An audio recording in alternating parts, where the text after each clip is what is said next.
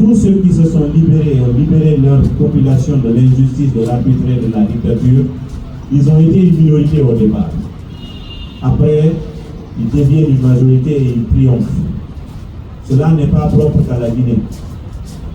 Lorsque les Nelson Mandela luttaient dans leur pays, il y avait certains Noirs qui pour autant étaient concernés par la lutte contre la ségrégation raciale, mais qui préféraient applaudir leurs bourreaux et de fustiger leurs propres frères qui luttaient pour leur propre libération. Ils étaient souvent d'ailleurs complices des crimes et massacres dont étaient victimes leurs propres frères. Aux États-Unis, ça s'est passé comme ça dans la lutte contre la ségrégation raciale et contre l'esclavage. Il y a toujours ceux qu'on appelle les nègres de maison. Ils préfèrent toujours leur chef qui leur maltraite que leurs propres frères qui se battent pour qu'ils soient libres et qu'ils soient capables de conduire leur propre destin.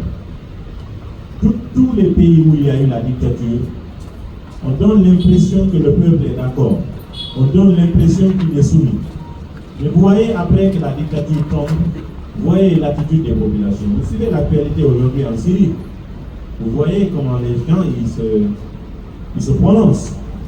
Revenons dans notre pays pour comprendre simplement les choses.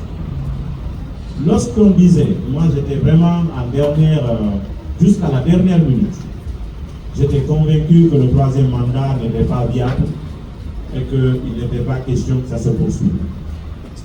Lorsque l'ancien président est tombé, vous avez vu que certains et la plupart de ceux qui faisaient sa démagogie, sa propagande qui était dans la dynamique du troisième mandat, se sont tout de suite ralliés. Pour la plupart d'entre eux, ils sont devenus même des mouvements de soutien de ceux qui ont fait tomber.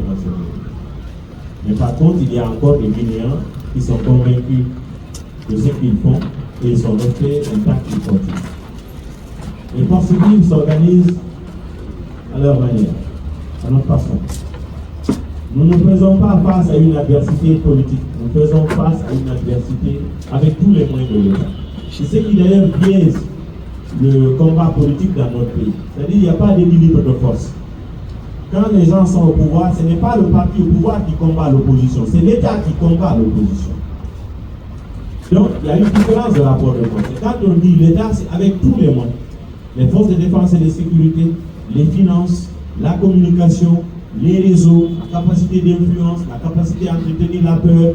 Et c'est pourquoi en Guinée, ce n'est jamais un équilibre démocratique entre opposition et mouvance.